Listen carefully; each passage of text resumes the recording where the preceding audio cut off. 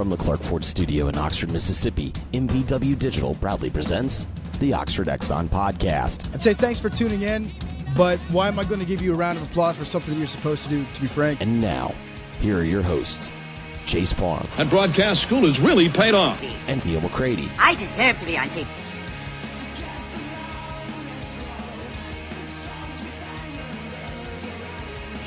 Thursday edition of the Oxford Exxon Podcast. Chase Parham, Neal McCready, Clark Ford Studio this morning. We'll talk to Jeffrey Wright here coming up in a little bit, as we do every single Thursday. Before we do that, I'll tell you about the Oxford Exxon and Blue Sky there on Highway 6 West. Go in, get a lunch special today. $4.99, two sides bread, 32-ounce drink, chicken and dressing, the one that used to have Neal's picture. I've been getting gas there a lot. I haven't been in a little while, so I don't know on Thursdays if your picture still exists or not, Mr. McCready. But I mean, they're still in business, so it probably doesn't exist. You think that at some point the marketing has to take over and get your bald head off the screen? Yeah, right? I mean, at some point somebody with – I mean, look, Ben Craddock's a hell of a marketer. But at some point maybe someone walked in and said, Ben, we're just tempting the gods. Do we want to associate this with our chicken and dressing? Yeah, do we really – is this really what we want people to see right before we're trying to get them to spend money to eat food? So pick up your ribs tonight on the way home from work, wet or dry, call ahead, or just go by and pick them up. Either way, and you know at Swayze Field all season, you get the Stadium Cup and refill that bad boy for 49 cents at Blue Sky and the Oxford Exxon. Again, coming to you from the Clark Ford Studio. We are. Clark Ford is in Amory, Mississippi. 662-257-1900 is the number. Call that number, ask for Corey Clark. At least get a quote. If you're in the market for a vehicle, do us a favor. Here's how this works, really. Be honest with you. Having conversations about stuff. I always say let's keep it real, so let's keep it real. Clark Ford's been damn good to us. That's bottom line. Y'all like this podcast? The numbers say you like it. Maybe you don't. I think you do. Maybe you hate listening. If so, keep hate listening. Yeah. But if you love the podcast, at least give Corey an opportunity to win your business. You're in the market for a vehicle? Give him a call. Ask for a quote. Ask for Corey, and he'll get back to you with the quote within 15 minutes in business hours. The very worst, I mean, absolute worst case, Corey takes a couple minutes and gets you a quote, and you take that quote, and it's a baseline to get a better deal somewhere else. I mean, he knows that Corey's a businessman. He knows how it works. So do that for us, though. That's how you – people ask, what can we do to help the podcast? You can support our sponsors. That's how you support a podcast, like you've done with the greatest pod in the South. That's how it works. So 662-257-1900, ask for Corey, get a quote, and the rest goes from there. Our job is to get you to Corey. Corey's job is to get you in a car, and he's good at it. He wants to be your car guy. He wants to be your truck guy. So give him a call. Give him an opportunity. That's all we ask. It would mean a lot to us. We would appreciate it. Thanks. Mailbag up at Rebel Grove. I forgot to say, though, when you do call Corey, if you do get to the end of the deal, make sure at that point you tell him you heard about it on the Oxford Exxon podcast. That helps us. That helps us and you. It tells him, hey, the podcast works, and it saves you $500 off your already great bottom line deal. You done? Yeah, we're done. All right. Content at rebelgrove.com. There's a lot. There's stuff. Yeah, look, there's just stuff. I don't know. Go check it out. Go participate in our crazy eclectic community. I mean, what's there? There's baseball. There's a lot of baseball. You wrote about East Carolina. I did. I wrote a fairly big football notebook. Spring football notebooks for me, honestly, journalistically, are one of the hardest things I do because I catch myself filtering through a lot of that's meaningless, and then I try to come up with something that has some degree of meaning. I think I did. It's up. There's my mailbag from yesterday. It is. There's some basketball media availability today. I'm going to be honest. I cannot imagine what Kermit Davis and Brian Tyree can say that they didn't say the other night, but we'll see what happens. And there's football availability today. And then I'm going to be honest here. We're taping a Greatest Pod in the South this afternoon. I'm taping a beer garden tonight. It's NFL Draft Beer Garden. So in other words, my point is this. I'm going to write football tonight. I don't know how much football I'm going to write tonight. There is a decent to strong chance that I hold some of that football availability for 10 Weekend Thoughts because it's the last media availability we're going to get until Monday or Tuesday after spring break. So that's right. The people who take all of the football content we get today and vomit it to you right away tonight, they're just ending their football coverage for the next 12 days. Yeah, you mentioned East Carolina. We'll start there. Got some basketball stuff we'll run through, too, as the show goes on. We talk a little bit of everything with Jeffrey here coming up in a bit. Ole Miss losing yesterday to East Carolina 3-2. Had a chance at one of the more impressive comebacks and just kind of crazy swings you'll see as East Carolina's Jake Kuchmaner was headed into the ninth inning with a no-hitter. He had a no-hitter with 2 outs in the ninth inning. He walked a guy. Yeah. You never want to walk the guy in the ninth when you're flirting with it. And then, well, especially, I mean, like, no offense to him, but he walked Michael Fitzsimmons, which ended up bringing Thomas Dillard to the plate. Yes, I'm saying. I basically, if I'm in that spot, I say, I know Michael Fitzsimmons, can hit the ball a long way, and if you do, I'll tip my hat. Yeah. But I'm going to try to end this right here. Yeah. So Dillard ends up hitting the ball through the hole.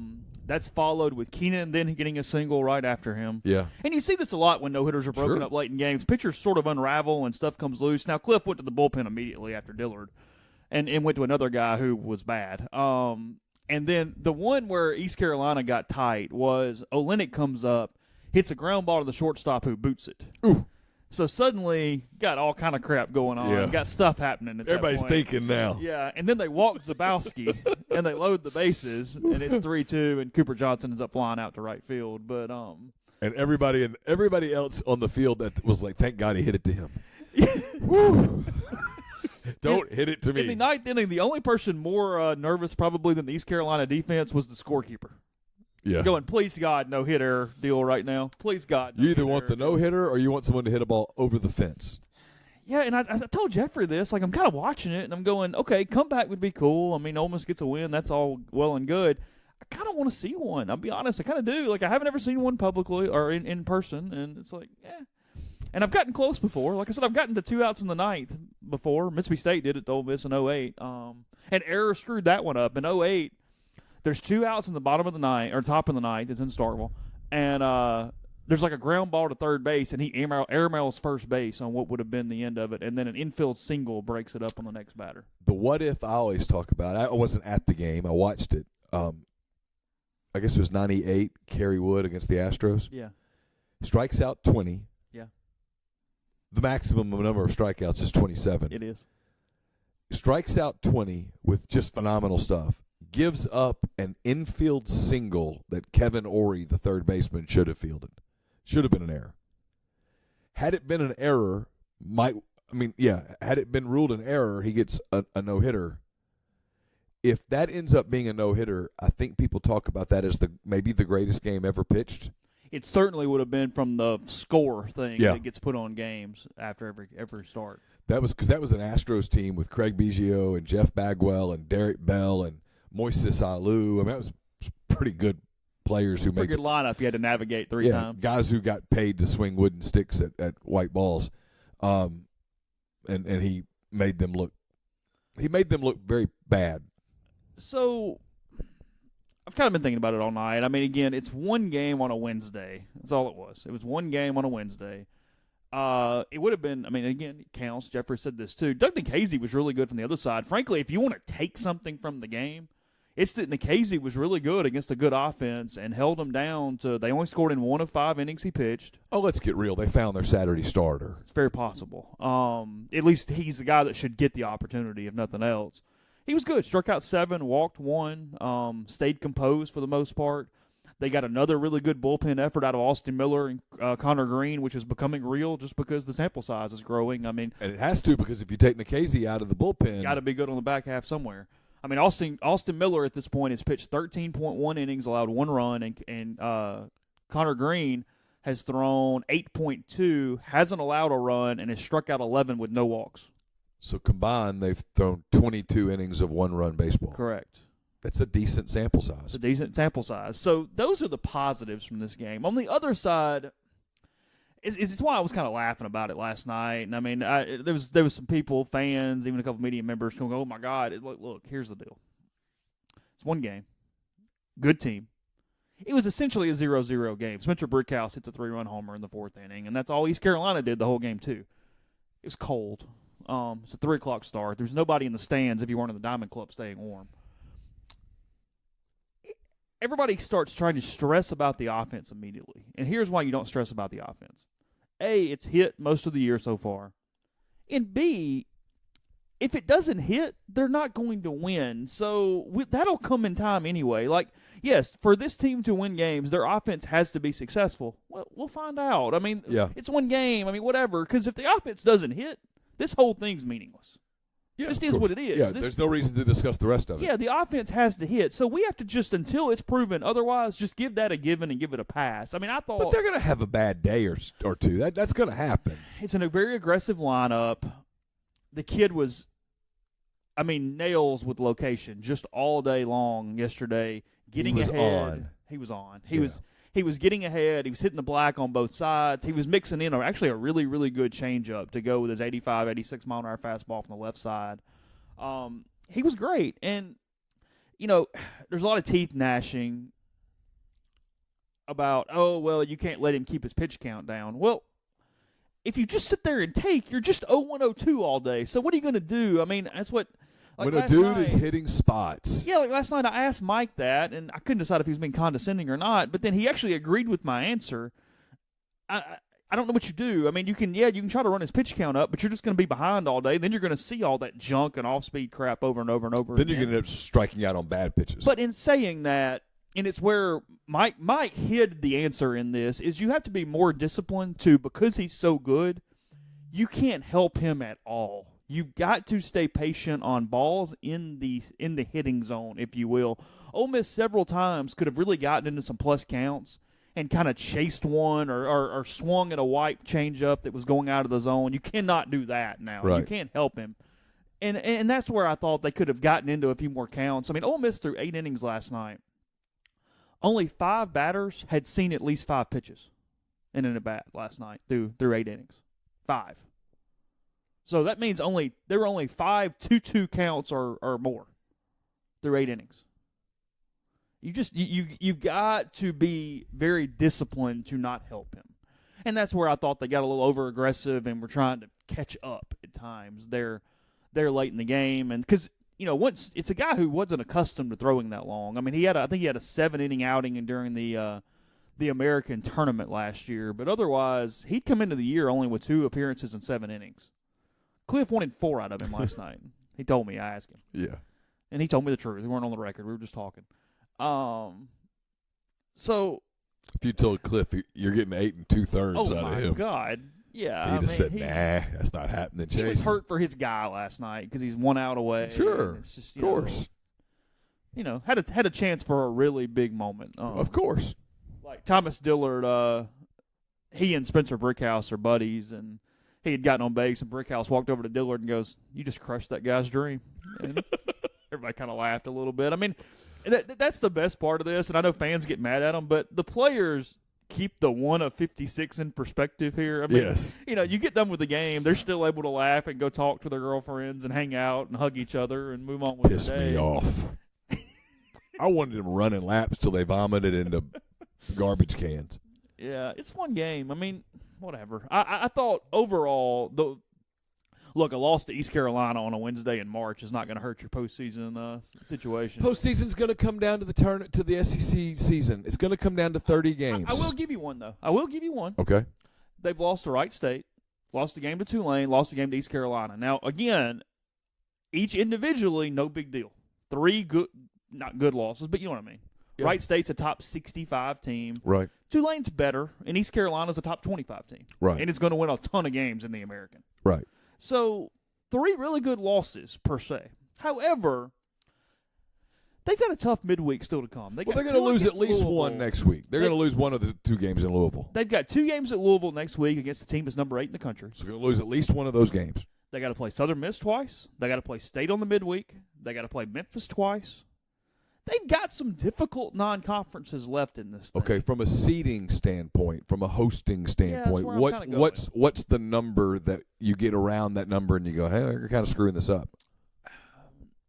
Okay, look, you can always get some benefit of the doubt because of who you lost to. Because your RPI is not getting screwed up by going and losing a game to Louisville at Louisville, for goodness sake. No. But in general, just from a win standpoint, you get really uncomfortable if you fall below 20 non-conference wins. to me, that's always been the barrier where if you're at 21-5, you had a great non-conference or better. Yeah. 20-6 is kind of average to good. 19-7 starts getting a little funny for me in the non-conference because it's so hard to pile up conference wins to make up. And they're 9-3 right now. They're 9-3 right now. So they've got the 2 games at Louisville. So let's give them a split. Sure. 10-4. Yeah, sure. What else they got? They need to sweep Memphis. Okay, that's 3 games. 2. All right, so that's 12-4. They will play Arkansas State again. 13-4. They play Southern Miss twice. Let's split it. 14-5. They play Mississippi State in the midweek. Well, for kicks and giggles, let's give it to them. 15-5. If they do that, they're in pretty good shape. Here, let me pull it up. Let's Yeah. just go through it quickly. We got time. Just trying to see what it is. Everybody's hanging out. Just Yeah, I chilling. think that's the one thing to take from it if you really wanted to take something from it. All right. Southern Miss, yeah, State, yeah, Memphis, yeah, no, Southern Miss, okay. UNA, that's got to be a win. 16-5. Pine Bluff. 17-5. Oh, and then the 3 against UAB, sorry.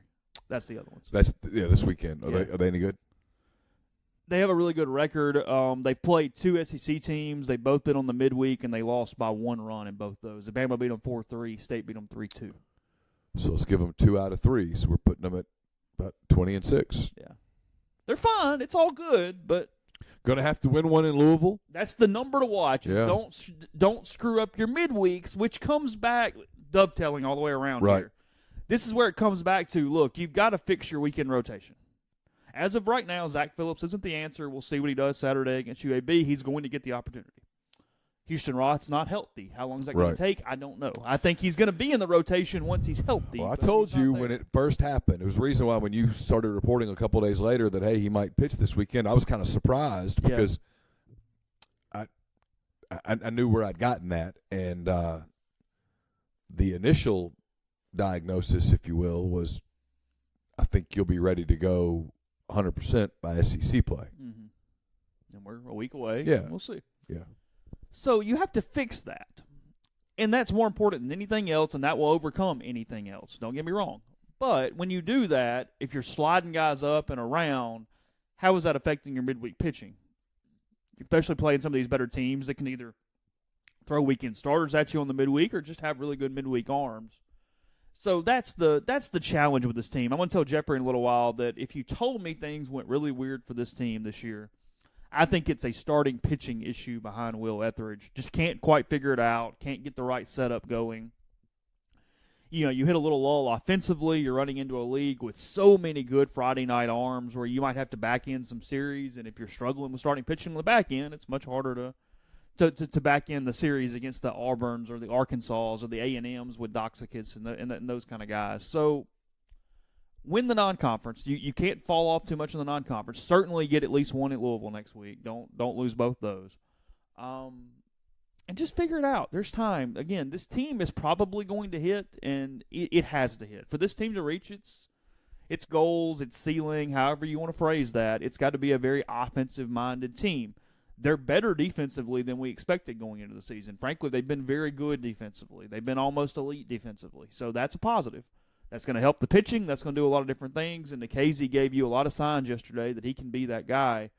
I'm curious to see what Mike does with his 2 starts in Louisville next week. I'm assuming still, like I said, that Phillips will throw Saturday. But it's all good. It wasn't a big deal yesterday. It's one game. Ran into A, the type of pitcher that gives Ole Miss problems, and B, the type of pitcher that gives Ole Miss problems that was actually really on all at the same time. And they still had a bases loaded against a top 20 team with a chance to get a base hit and win the game. So, whatever.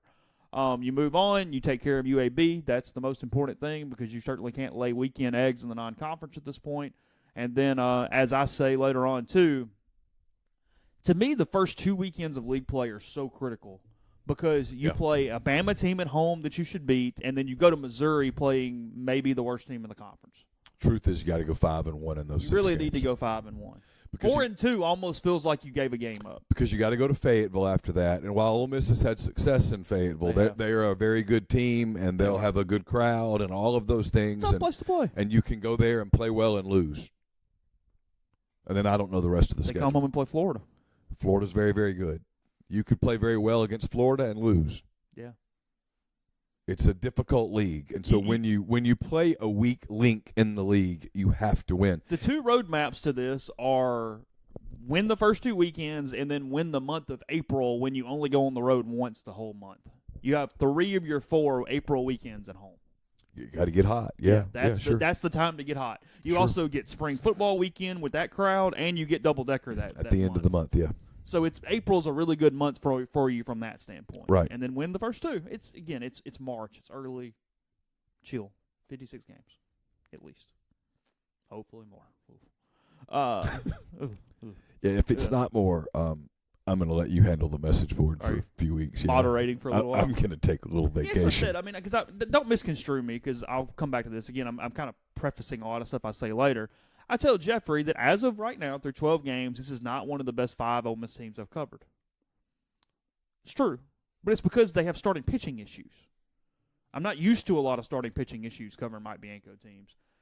He has precedent in the past where he's found it, so let's see where that goes over the next 3 or 4 weeks. That's the story with this team. It's not even necessarily bullpen right now because they have some guys. It's not lineup. It's starting pitching. How do you figure this out to maximize your weekends while also not losing midweek games?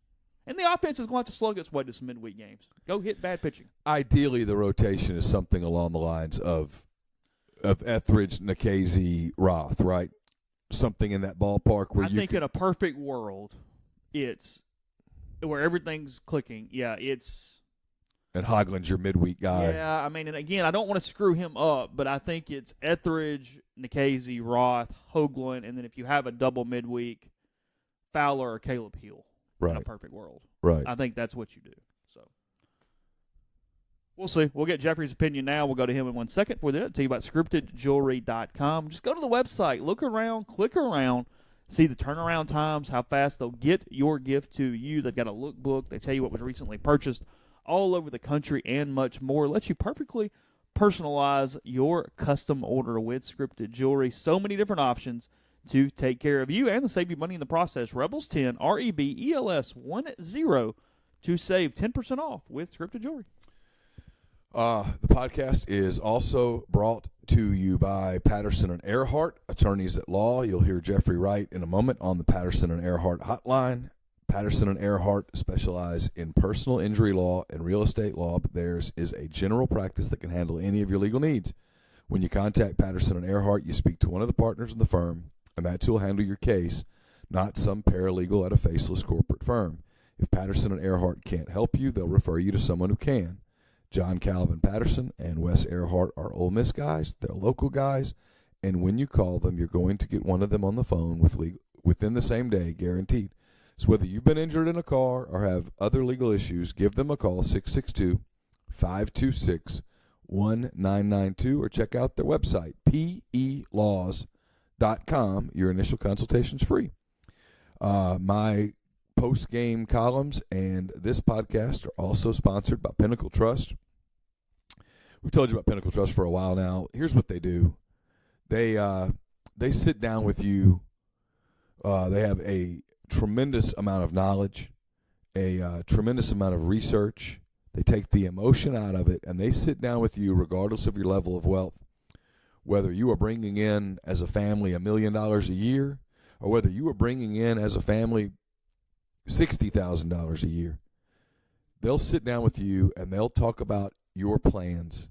They'll sit down with you, and they'll talk about your goals, your dreams, your expenses, and what you want to do with your retirement. And they'll come up with a plan, and you follow that plan. You adjust the plan as you go because life happens. But you can go to bed every night, put your head on the pillow, and know that your retirement is safe. PinTrust.com, PINN Trust.com. Mention you heard about Pinnacle Trust on the podcast. You'll get 10% off your first year's fee. My mailbag's up yesterday sometime. I don't remember. Today was a weird day.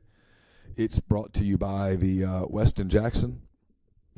Restore serenity to your soul. Visit Soul Spots, the ultimate luxury spa experience in downtown Jackson. Indulge in personalized massages, signature facials, soothing body treatments, and much more on their extensive spa list. Escape from the everyday Rejuvenate yourself in their luxury spa today, and then head over to Estelle Wine Bar and Bistro and have a creative craft cocktail for me.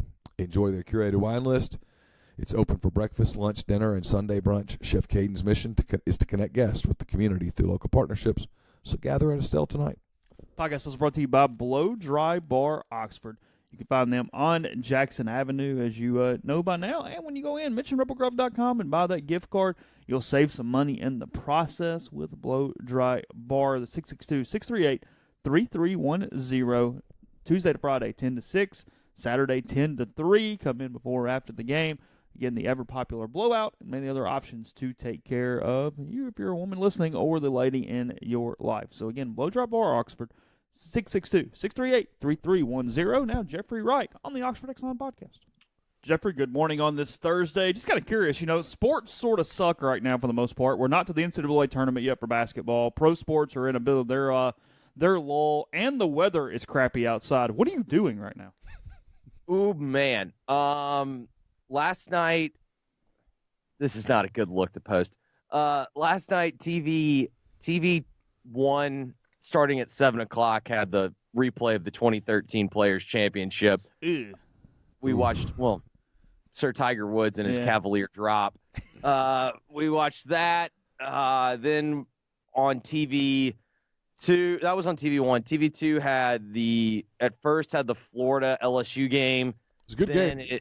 Then it switched. It was a good game. Then we switched after that back to the NBA game, Chicago and Philly. And then to close off my night, right before I said my prayers to my Lord and Savior, LeBron James, I had to see him get fouled on an and one and then do the pump down strive for greatness as his team was down 16, but he passed Michael Jordan. And he got emotional. It was so emotional. Has he posted on Instagram yet? Yeah. Oh, yeah. Okay. He's got the picture of him with his head in the towel. He was crying, by the way. Yes.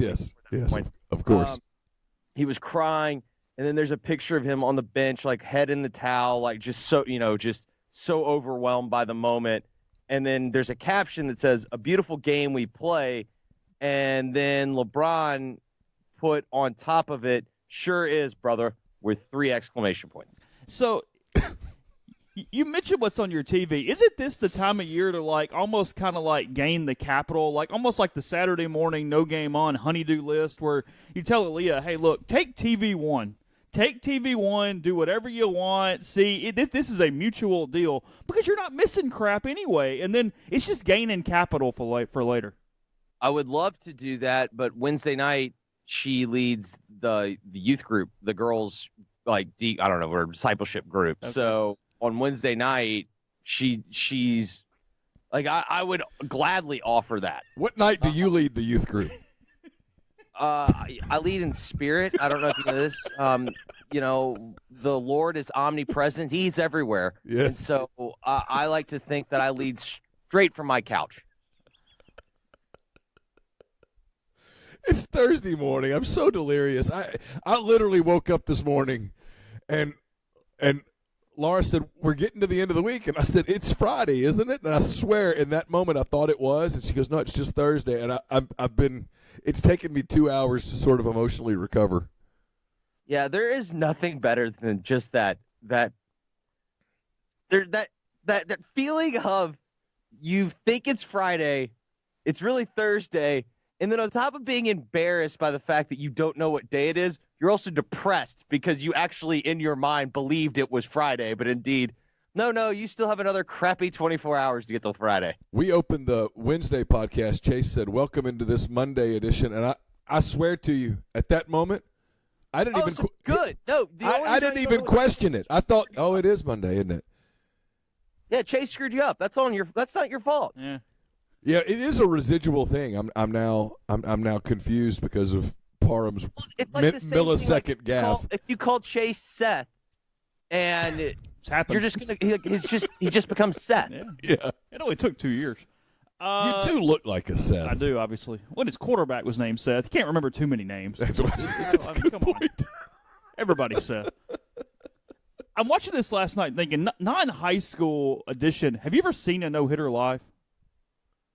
Non-high school edition, no, I'm not. Yeah, I haven't either. Well, I take that back. I still count Drew Pomerantz's Monday night performance. That was a no-hitter. There were 2 errors. Okay. Yeah, hard to argue that. And I'm surprised the official scorekeeper after the game didn't radio up and get those changed, but that was a no-hitter.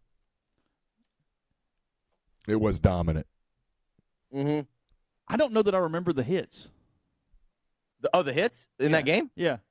Yeah, it was like a bouncer to first. Okay. Yeah, I don't remember anything from this game from that standpoint. I don't think the ball left the infield. It was like a bouncer to first, and It then did. there was like a.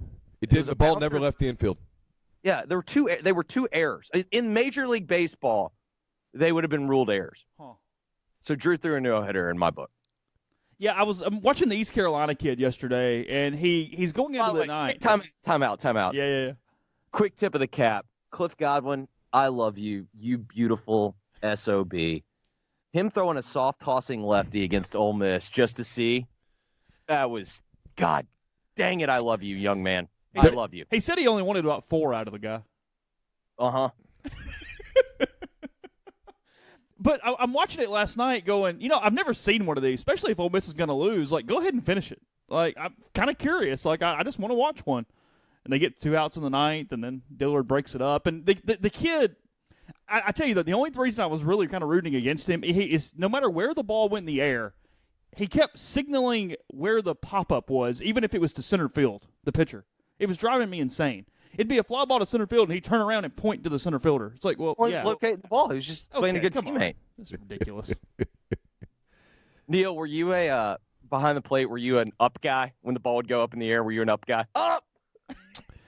I just remember when the ball would get popped up, I never was any good at all at immediately locating it, and all I remember was in those split seconds, it was always panic. That and when a ball got by you, whether it was because it was your mistake or because the pitcher threw it 54 feet and it took off to the left or right, I just remember that sense of panic for a second. When did you run faster? In that moment that you're discussing, or when you knew you got beat deep and you were trying to catch up?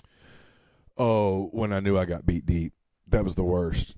That was the worst when you'd see some 6'2", 180-pound wide receiver who probably ran a 4.45 or a 4.5, and you realize that, oh, he just accelerated and I'm at full speed and I'm done.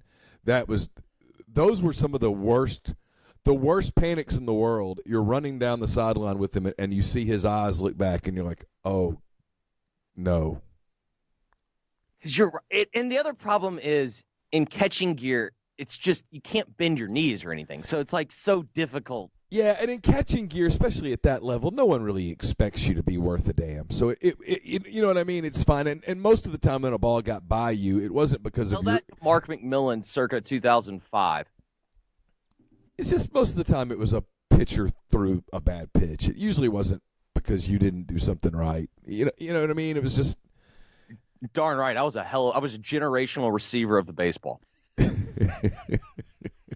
I look at how complicated catching is now with like the way that you're younger than me obviously, but there was never a conversation about framing.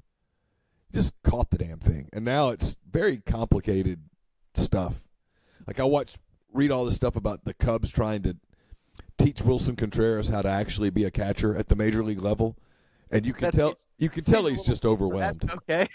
Yeah, I mean, it seems like maybe you should have done that before, but I mean, they like his bat, so they're trying to figure out, and they like his arm, so they're trying to figure out how he can become a better framer, and apparently that is an incredibly difficult thing.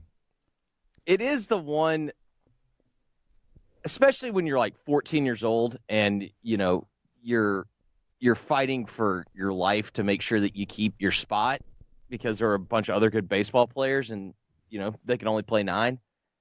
I actually didn't mind when coaches called pitches because it was one less thing to think about. But I'm fundamentally against coaches calling pitches. But I didn't mind it if you had the coach that wanted to be a part of the game and call the pitches because it was one fewer thing to think about. And one fewer thing to get blamed for. Well, for sure. Exactly. Yeah. And then, but then when they would be, here's what they wouldn't get. This is how we had a sign where you could automatically shake him, where the pitcher would just have it was just like it was a called shake.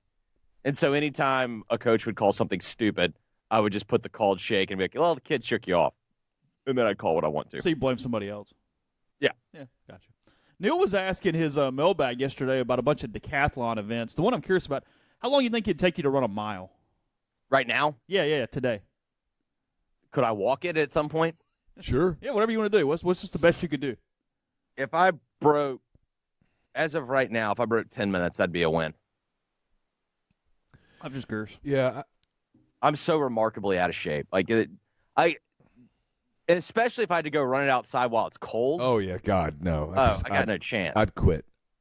If you told me I could run one in either warm weather or on a treadmill, I could do 8.5. Yeah, I could definitely break 9 on a treadmill, but to me, that's not a true mile is 4 laps on that disgusting color of track in which you're just miserable for 4 laps. Yeah. What's your number, Chase? I could run one around 8.5. Yeah. I mean, anything below that is going to fall off pretty quick. But yeah, I mean, because my normal pace is about 9:45 probably, so I could probably do one about 8.5. I used to be a pretty decent long distance runner. I hated it, but I was like, in college or in high school, we had to run 2 miles to play baseball because that's important. They still do that at the college level today. Yeah, but I seem to notice that when Lance Lynn doesn't finish it, he still plays baseball. He still makes the team. Yeah, I've noticed that. You think if Pomeranz back in the day, if he'd said, "Hey, Mike, I ran a mile," I don't think Drew. I think Drew was another DNF. Oh, really? Didn't get it done either. Drew was a DNF.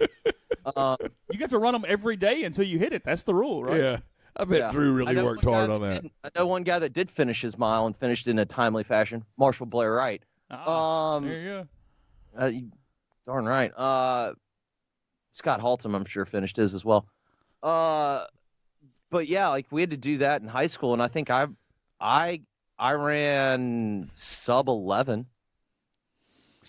You've seen I this wasn't on the cross country team, but yeah, I mean that's that was always my strength. It was the off-season program where we do the running portion, the distance running portion. I always finished in better shape. I always finished in the top 4 or 5 people and felt really good. And then we'd put pads on and get started, and I'd realize, no, this isn't. I'm nowhere close to one of the better players.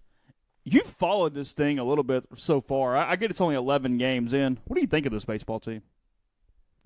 I don't think they passed the eye test right now. Do you? They're weird, and it's that deal where there are things I really, really like, and then there are question marks for me on whether are they better than good. Do you know what I mean? They're not bad. They're good. Here's where I struggle, because college baseball as a product is not great. But the other thing you have to remember, it's like college basketball. It's very difficult for me to gauge.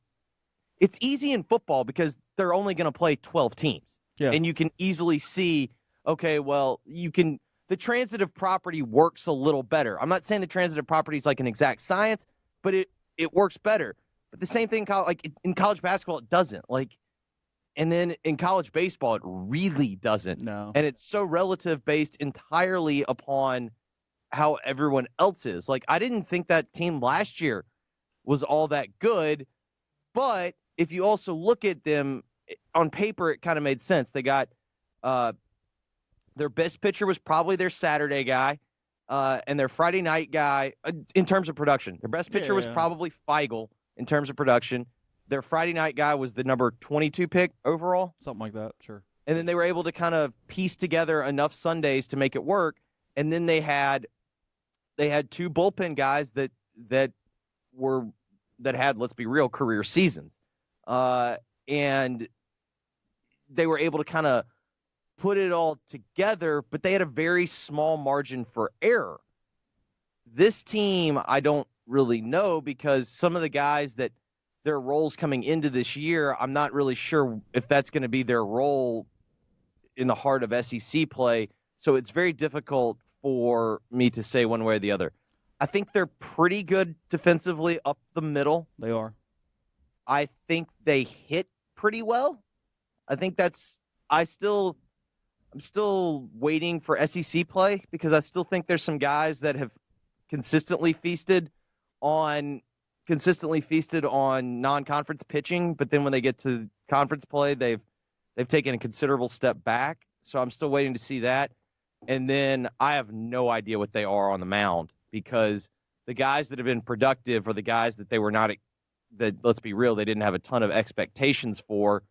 And I'm curious to see at what point does production matter over what your expected role coming into the year was. Took a break in our talk with Jeffrey to tell you about Community Mortgage, Oxford, Memphis, Soto County, and Chattanooga. Wherever you are, they have someone close to you. And all underwriting and processing is done in Memphis, so you're getting local underwriting and understands your market, a leader in condo financing in Oxford, and the float-down option, which allows you to lock in the current rate. But if rates go down before you close, you just get that lower rate, 662-234-2704 or JLOWE@communitymtg.com. Podcast also brought to you in part by John Edwards of Regency Travel Incorporated in Memphis. You guys know how this works. John's part of Virtuoso. He's a damn good travel agent. It's what he is. It's a worldwide network of travel partners that allows him to supply his clients with added values and unique benefits that are simply not available to other travelers. Throw in the fact that John's been traveling for 4 decades. He loves what he does. He's absolutely obsessed with it. And let all of that help you. Give him a call. You don't have to live in or near Memphis to do it. Give him a call. Drop him an email. I'll give you those numbers and addresses in a moment. And say, here's what I'm thinking about doing. Here's when I'm thinking about doing it. And here's how much I've got to spend on this. In other words, give him some parameters. Give him a budget. And then chill. He'll come back with options that you would not find on your own. Just, you wouldn't do it. You wouldn't find them. J. Edwards at regencytravel.net, 901-494-3387. First-time clients save $50 off their first booked trip just by telling John you heard about Regency Travel on the podcast. And we're brought to you by Grenada Nissan. If you're in the market for a Nissan vehicle, Grenada Nissan's the place to go. They've got a complete selection of new and previously owned Nissan vehicles. Go in, test drive one. Tell Gene and Sandy that you heard about Grenada Nissan on this Potato Log podcast or at rebelgrove.com. You'll get Rebel savings on top of the already great deals at Grenada Nissan. It's GrenadaNissanUSA.com. Now back to Jeffrey Wright. Yeah, no doubt. I mean, the starting pitching is what is causing this to be an unknown right now because they are still Let's leave the back end relief out of it either. Sunday. Do what now? Let's not leave the back end relief out of this either. No. It's been bad. I mean, they're counting on those 4 relievers right now. I think one of those is going to turn into a starter after Nikhazy was pretty good last night against ECU. And as of now, 12 games in, they're not one of the best 5 Ole Miss teams I've covered. All right, let me ask both of y'all a question because this question got asked on the message board yesterday, and it was actually a really good question. Sure. The question is basically this. It is tempting because it's usually basically fairly accurate when a team loses a game or two this time of the year to go, hey, it's March. It's a midweek game in March. It really doesn't matter. His question was, I assume it was a male. It may have been a female. I don't know. The question was. One's question was, at what point when these kinds of efforts occur consistently does it matter? At what point, in other words, at what point do you watch some of this and go, well, you know what? This might be a concern. I think reasonably, I think you know what you are by the 3rd weekend in SEC play. Because usually at that point, you've gone on the road. Usually you've had a home series. Usually you've seen probably 2 or 3 good arms. And so you kind of know how your team reacts at that point. I am somewhat willing to give yesterday a free pass. Like, the game got moved up. It was, it was the worst type of day because it was sunny and like 30. And everyone that's ever been in that stadium knows somehow it's 10 degrees colder than anywhere else on the planet. And so I'm kind of willing to write it off because really that was a nothing baseball game with the exception being, and I get it, they count it, a 3-run homer. But, like, you know what I mean? Like, it was pretty much even, and East Carolina's a top 20 baseball team. So I'm not willing to like crucify them for that. No. And then what I struggle with is determining, are there flaws,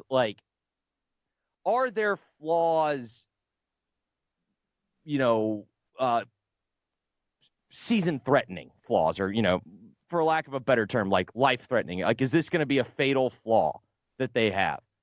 Because college baseball in general is just flawed. And so you look at it and you're like, well, this is a weak spot, that's a weak spot. But the truth is, like, it's not like you have to be a perfect team in college baseball to for God's sakes, Fresno State won a national title and they went into the tournament like 2 or 3 games over 500. Their Saturday, Sunday starters could be their potential fatal flaw if they have one. I will say in general, I don't think if you're dependent on being the team that just out hits everyone, I think that is a very, very dangerous philosophy, because it's like the basketball team that lives on 3-pointers. Right, but I think that's I think that's safer than the team that lives on hitting, because the truth is, like, you're shooting into a basketball, like, it's just you versus the goal. Like, you know what I mean? Like, yeah. You generally, like, there really aren't outside variables other than someone might be able to block your shot. But in general, like, everything's indoors. The basket's always 10 feet. Like, when you're dependent on hitting, there's a lot of variables, and we have seen good pitching consistently beat good hitting. And so that's kind of where I struggle, because I also don't think this is like, what was that? Was it the 2010 Auburn team that just slugged their way to 18 or 19 wins? Like, I don't think this is that type of hitting team. I think it's a good hitting team. But this is my question right now that I kind of have in the back of my mind. For the most part, this team last year they played a lot of close games, and most of the breaks and most of the close games went their way. I just wonder, is this the year where things kind of even out?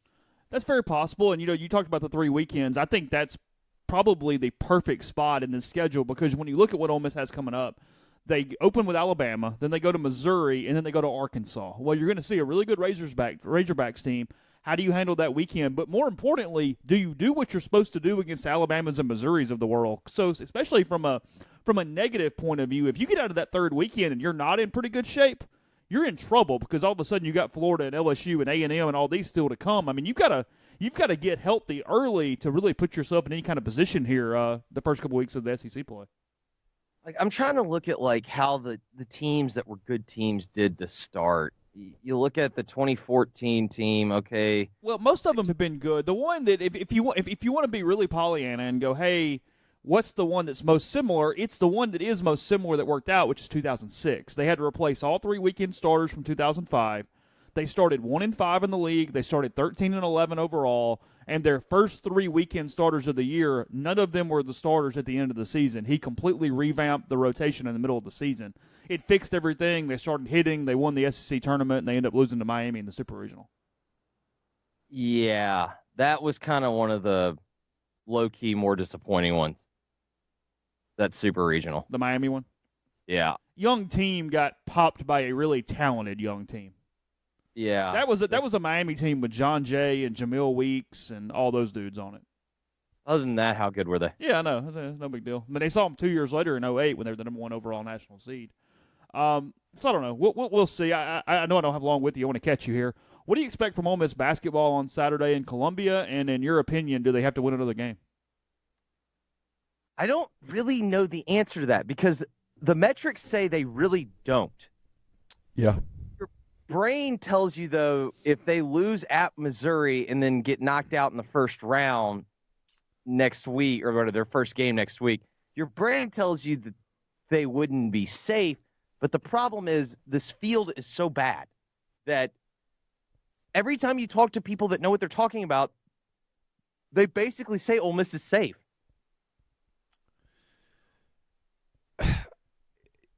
like I said yesterday on the podcast. Do you agree with me, Neil? Like, it's a weird balancing act because you don't want to dismiss the people that clearly are experts in this. Like Lenardi and Palm, they may not get the seed right every single time, but they usually get the 68. Yeah, I talked to Palm on Saturday night. Ole Miss had just lost to Arkansas. I was in Fayetteville. We were going to bed early because, we had to beat the weather to get out of there. And of course, Campbell falls asleep immediately, and I can't sleep at all. And so I say, well, I'll just go work. And I get in touch with Palm, and I'm like, what do they have to do? He goes, oh, basically, he didn't say they're in, but he said he's a data guy. He's like, they're not, but he's like, if it started today, they'd be in. Yeah, everything with him is, when you say, so what does a team have to do? The conference tournament. His mind is he thinks like a computer. He's a data guy. Exactly. He'll tell you he's a numbers nerd. So his answer is, well, I mean, to know they're in, I mean, I guess you win the tournament in Nashville. Okay, so what do you think? And then you go a little deeper than that. And his answer, when you boil down all the other stuff, is, well, I mean, they're playing for seeding right now. They could screw up their seed line. In other words, they could go from being an 8-9 to an 11. They could go from being not having to worry about going to the city that starts with the D to, we don't say that word, do not say it, to having to go to the city that starts with D and play in that game. But there didn't seem to be anything in his, because at the time he said, so they play Kentucky next at home, and Kentucky's net is a 5 or whatever, so that's not going to hurt them. He goes, and then they go to Missouri, and it'd be a quadrant 2 loss, but it wouldn't be the end of the world. And then they're probably going to play a team that's on a neutral site. At worst, it's going to be another quadrant 2 loss. It won't be the end of the world.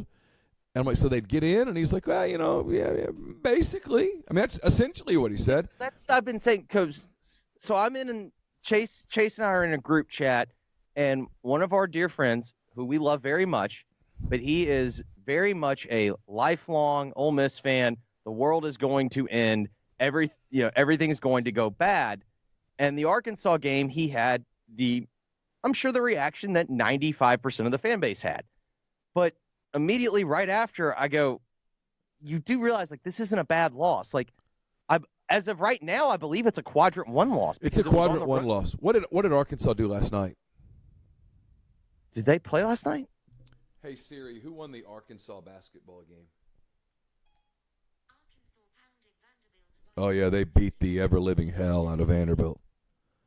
Oh, man. He's got to get fired, right? No, he's got a built-in excuse. Because his best player got hurt? He lost a kid who's probably going to be the 6th or 7th pick in the draft. Whoa, quick shout-out momentarily to Tom Crean and the Georgia Bulldogs, who scored a very, very respectable 39 points at home last night. They quit. That was the most bizarre thing. They've actually played pretty well for a while, and they just said out of hell with it last night. Either that or Missouri is getting hot at the right time. And I know Ole Miss people, you won't be able – I was going to say, that wasn't going to be my long-winded way to say, like, it wasn't a bad loss. And every time I've thought that this team was going to come out and lay a massive egg, like that they were in the historical we are Ole Miss spot, they really haven't. Like, they've typically played one of their better games. I just don't see this team getting tight at Missouri, but I understand every fan is going to be apprehensive about that. But if you look back on it this year, like, they really haven't laid many eggs. Like, they laid the egg at Alabama. Yeah, that's about it, man. And really, that's it. That's it. It's only one. I mean, Cincinnati got them pretty good, but it wasn't an effort thing. I mean, they're 23-8 against the spread. That's a pretty darn consistent basketball team. Yeah, I think they go to Columbia and win. I don't know why I think that. I know it's going to be a difficult game to win and all that stuff. I just think they're going to play hard, and I think they're going to find a way to win the game. And if they do, we can completely stop this conversation because they could go to Nashville and get bombed, and they're going to get in. But if they lose on Saturday, there's going to be this narrative discussion for the next 4 or 5 days after that about, well, what do you have to do Thursday? What do you have to do Thursday? And what if you play Georgia or Texas A&M on Thursday and you lose? Does that knock you out? And the answer is, I don't know. I mean, it depends on – that's where the Jerry Palms of the world are right. It depends on what else happens. It's what I've always said. Like, you look at it this way, though, and I understand they've been games at home, and I'm not dismissive of how different college basketball is at home on the road. But this team has played Kentucky and Tennessee essentially to the last minute. Absolutely. Had a 3-point lead over Tennessee with 33 seconds left. I don't know many teams that are going to match up with Kentucky come March and sit there and go, all right, player for player, let's roll, let's go. It's why something Chris Dortch said, and you know Chris, he knows everybody in basketball. Yes. So Chris says, I've talked to people on the committee, which means he's talked to everyone on the committee. And he said when it gets down to it, late in those deals where they're picking the last teams in, because much of it is easy, right? I mean, okay, here's a one, here's a one. It's so metric. It's like, okay, well, yes. It's just filling in. It's filling in the lines on the bracket, and then also factoring in some of those rules that they have about travel and whatnot. Right. So they end up having discussions, really hardcore discussions about 8 teams. And when you talk about Ole Miss, he says the eye test does come in. This is where the human element comes in. He said, and 2 things come up. Because a lot of these guys are coaches, or former coaches or whatnot. And he says, which one of these teams would you like to play the least? And Ole Miss is going to be one of those kinds of teams because people are going to look at them and go, look, they're not a perfect team by any stretch, but no one on the bubble is. They're going to say, but they've got those guards. Those guards can get you. Those guards can penetrate. They almost beat Tennessee. I watched that game. They had Florida beat on the road. I watched that game. I watched them play Kentucky because most of those guys probably watch every Kentucky game. I know what they're capable of doing. They are going to play, at the very worst, an entertaining first-round game because that's what they don't want in the first round. Here's the dirty little secret. They need those 7-10, 8-9, 6-11 games to be competitive, to be exciting, because there's a decent to strong chance that 1-16's a blowout, that 2-15's a blowout, that at least a couple of the 3-14s are going to end up being blowouts.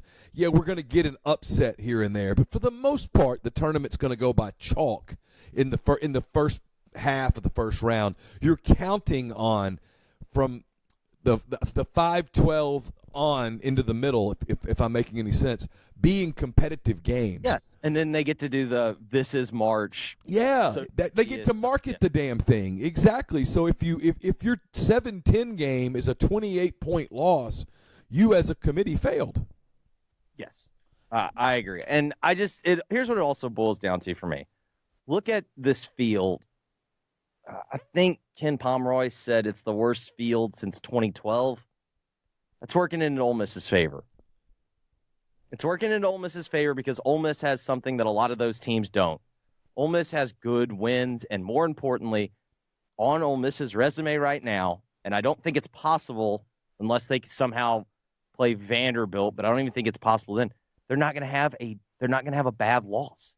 They do not have a quadrant 3 or quadrant 4 loss, and that stuff matters. It absolutely matters.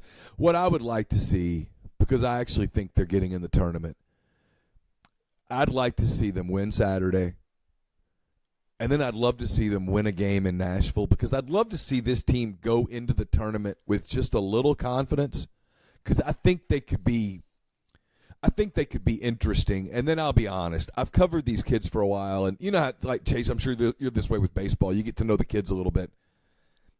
I want Terrence Davis to play in the NCAA tournament. I want his last game because I like the kid. I want his last game to be in an NCAA tournament. I'm not going to lose any sleep if it's not, but it'd be cool for that kid to get to play in a tournament because so many people question that kid's decision to play basketball instead of football, and so many people question his decision, well, if you're going to play basketball, why are you going to Ole Miss? And so many people question his decision to stay at Ole Miss after the old debacle last season.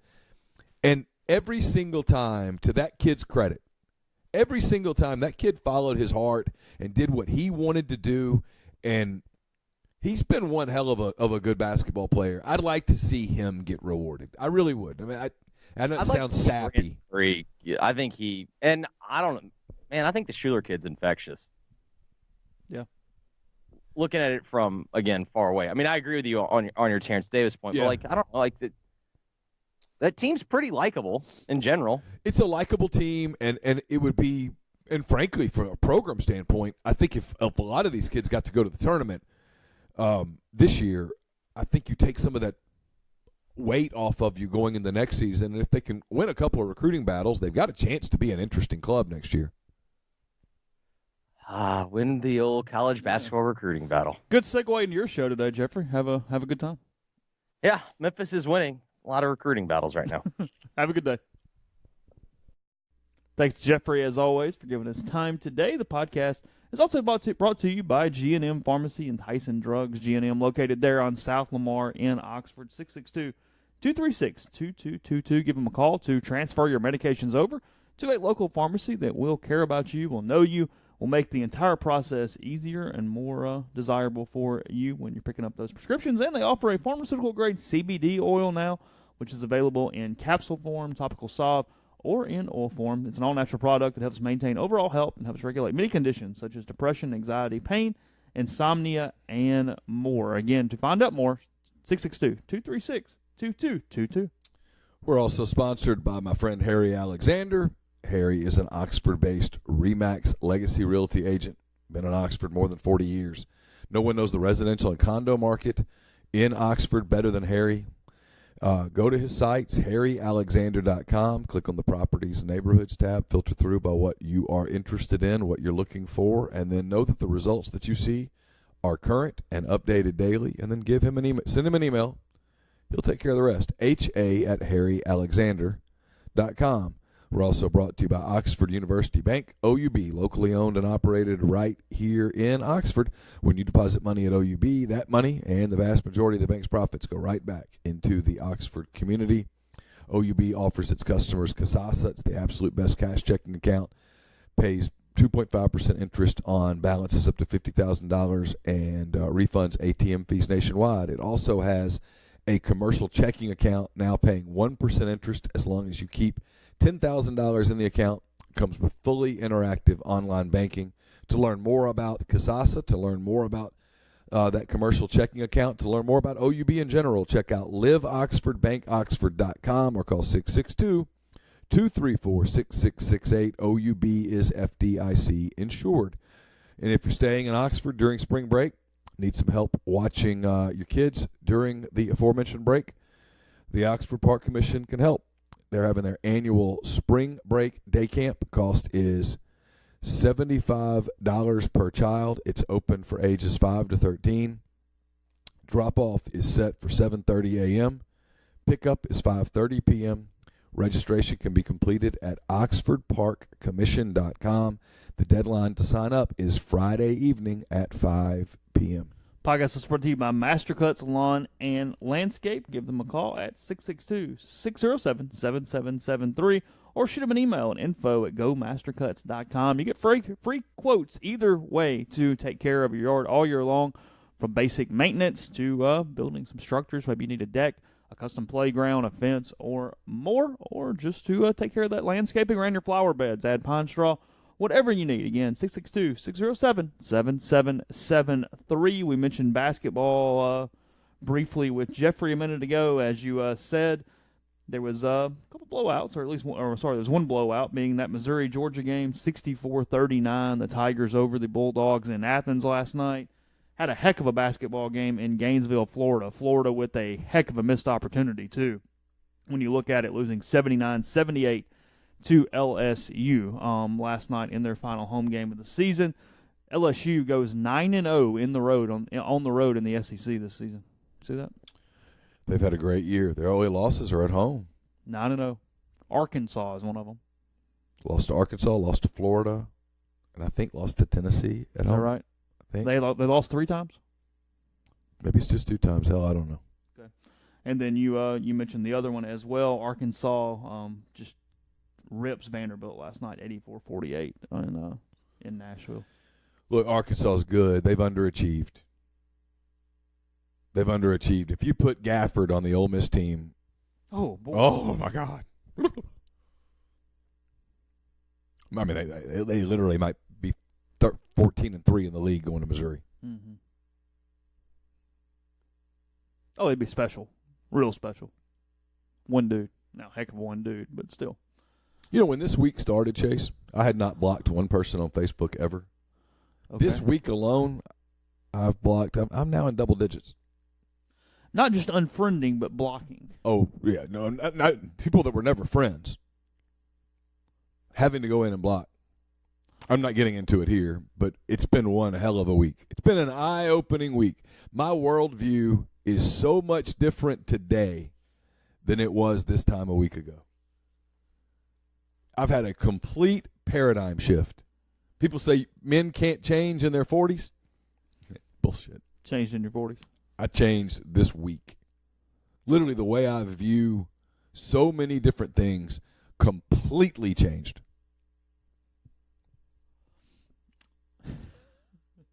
So you're going to the full-on block on Facebook.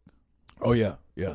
The Matumbo version. Yeah, I went from being like open-ended and, hey, let's have a conversation to I just started deleting stuff. People's comments, I went in and deleted them, blocked people.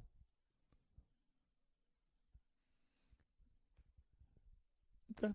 Yeah, I mean, there are people in my life who I've always liked, who I now really like. And vice versa. And vice versa. And there are people in my life that I never thought much of that now I'm not sure that they could be on fire burning in front of me and I had a bucket of water and that I'd spare a drop.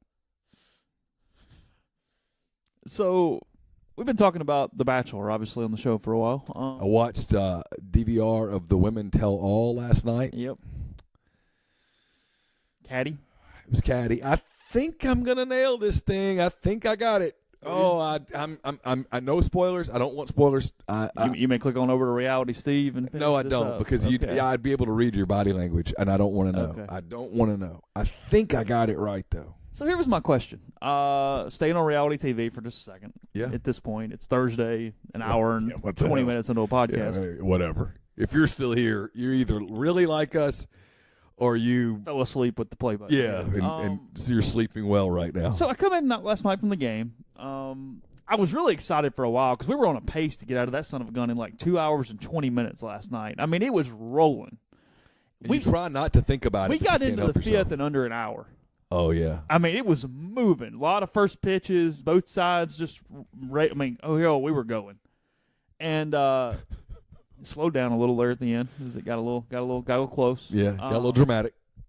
And then I kind of took my time. I wanted to see Godwin for a minute, so I went and talked to him, did all my interview stuff, did a video. I was just sort of chilling because I still knew it was fairly early in the night. I wasn't in a big hurry. So Right, sure. Now the problem is you couldn't necessarily write everything ahead of time because of what was going on at the end of the game. Yeah, you've written a baseball story or two. It was fine. Yeah, no big deal. So I get home, and I'm kind of fixing a plate, and we'd thrown some stuff in the crock pot earlier in the day, so I'm just kind of eating or whatever because I didn't eat at the game.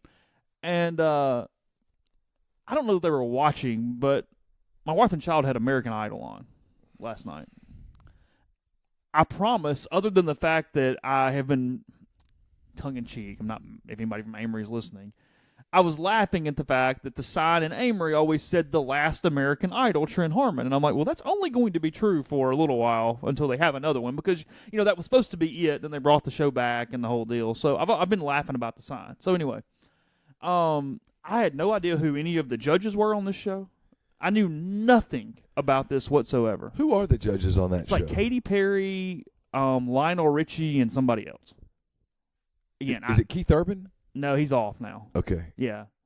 Maybe it's like Luke Bryan. I think it's a country Oh, singer. it is Luke Bryan. Okay, so anyway. Because Blake is on the He's on The Voice. He's on The Voice. Yeah, so that's kind of, it's almost like sort of this parody thing. It's like instead of The Voice having Blake Shelton and Kelly Clarkson, it's Katy Perry and Luke Bryan. So anyway, Katy Perry is sneaky hot. is it sneaky?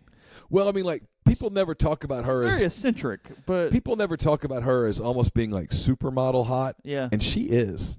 Anyway, go ahead. Sorry. No, it's fine. Her star's falling a little bit. You don't hear much about her. Yeah, but her looks haven't fallen. So I'm watching it, and I have 2 or 3 thoughts here.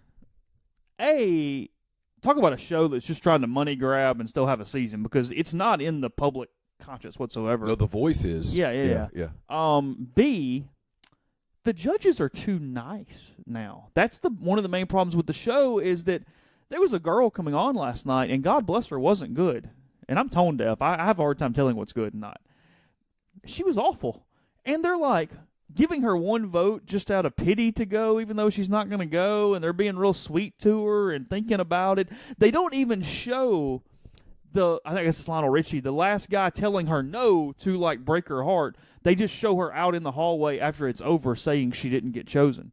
They've gone completely nice. And then everybody gets a trophy. Everybody gets a cookie. And then here's the other one. Other than a couple, they don't show anybody bad anymore. You know, it used to be kind of the fun was there was nobody in the middle. They showed the great ones and the terrible ones. Yeah. They don't do that. And now, so is it A, they just don't show them, or B, because they're in season 20 and there's whatever it is, and there's 1,000 of these shows, are the bad ones not going anymore? What is causing this issue? Because it's all these elements combined have killed the show that once was a pretty big deal. Oh, it was must-watch television, if you're honest. I mean, yeah.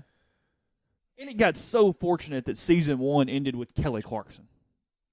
You went firecracker off the top. Right. Superstar. Yeah. I mean, literally a superstar. Yeah. That's a good question. My guess is they don't like making fun of people. Because when you put the horrible person on there, not horrible person, horrible singer, who clearly your singing ability is completely associated with your your goodness as a human. I don't know. That's a good question. I'd like to know that. So yesterday was a weird day. Okay. I'm not a big Jeopardy guy. Oh yeah. But I am. I love it. Yeah. Now I like it. Yeah, it doesn't fit into my schedule very well. Well, yeah, I don't watch it every day, but Laura and Carson watch it every day. It's their thing. Really? They watch at 6 o'clock. They watch Jeopardy together. Okay. And then they watch Wheel of Fortune. Yeah. But yeah, sure. But that's their thing. Sure. And so when I watched the announcement, Alex Trebek, stage 4 pancreatic cancer, I kind of teared up, man. Number one, I'm a human, and I hate that another person as talented as he is going to go through something like that because the diagnosis on those things is awful. Very poor. 2 to 5 months. And I kind of hated it for them. That's their time. That's something they do together. You know what I mean? It's a bonding thing. You hate to go here, but it's where my mind went. Who replaces Alex Trebek? I don't think anybody can. I mean, it's from a game show standpoint, it's replacing Vin Scully. It's replacing Dick Clark. Yeah. They didn't, hey, Dick Clark's gone, so let's kick American Bandstand back up. Or even, I know Ryan Seacrest, who's great, very talented, obviously. He's very, very good at what he does. Ryan Seacrest, it's still Dick Clark's show, and now I'm like, And I guess if you're a younger person and you don't remember Dick Clark, it's Ryan Seacrest's show. But if you're an older person, that was just a rite of passage, man. You watched Dick Clark on New Year's Eve. Yeah. Because you did. Yeah. Why do you do this? Because we do. And there aren't many things in life that are that's because that's what we do. Well, I mean, just kind of moving this back, we don't get overly serious on this podcast, but in all honesty, I mean, we watched a writer in our industry go through something very similar. When you're over 40, get your score for pancreatic. Yeah, absolutely. Get the score. It's very simple. It's an easy test. Most men do not do it, and because you get to stage 4, and it is what it is. Yeah. So anyway, I don't know. Yeah. So I mean, it's the comment that comes across as a throwaway line. I mean, we all know we're all going to die. Yeah. And yet, when you see mortality strike like that, it kind of takes your breath away. Yeah, because I saw the news headlines yesterday before I saw the actual video, and then I saw the video pop up on Twitter after that because I was just playing on the internet during the game.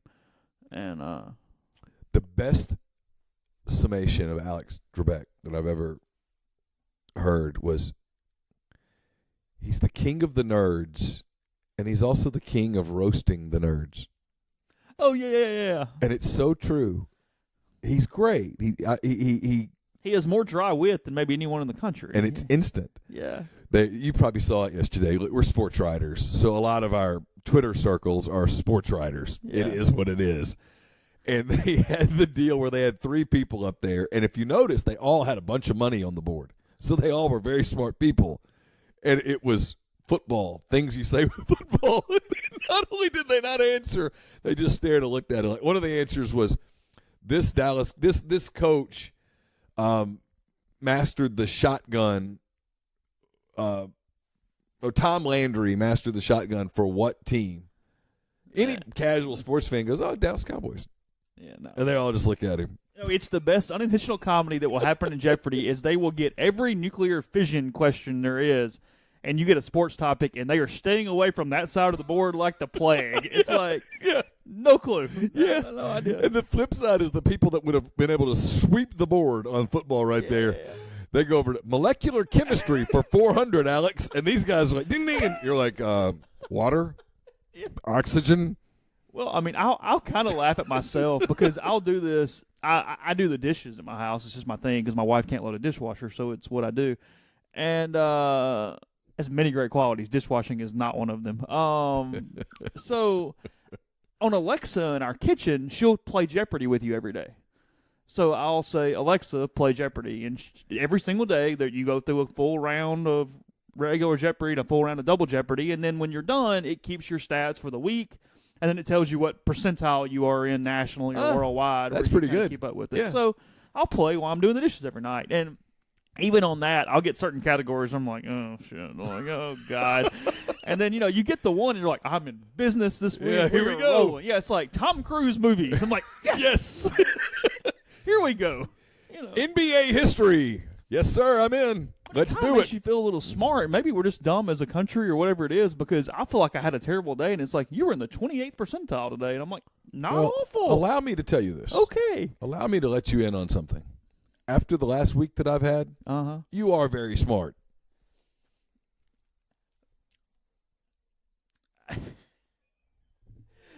There's a lot. But what type of dude is playing Alexis Jeopardy, though? They're probably not a lot. You're smart. I mean, I'm just telling you. You act like you've seen the gamut a little bit this week. I'm smart. Okay. I would have said before that I'm average smart. I'm okay. I mean, my kids do well in school. There must be something in the genes. It's all right. No, I'm smart. I'm really smart. Okay. I'm not a genius because there's a lot of people out there that are a lot smarter than me. But take heed, boys and girls. You can't do it anymore because I've deleted them all. If you ever want to feel good about yourself, go read my Facebook page or go back, see if you can find the archives of my Facebook page before the last few days because there are some ridiculously stupid people out there. Tomorrow probably has a chance to be a fairly ridiculous podcast. It is a Friday. Chance. We'll have a show. Come hang out, be entertained, hopefully, and we'll talk to you then. Thanks to Jeffrey today. Again, plenty of stuff at rollgrove.com. Talk to you tomorrow.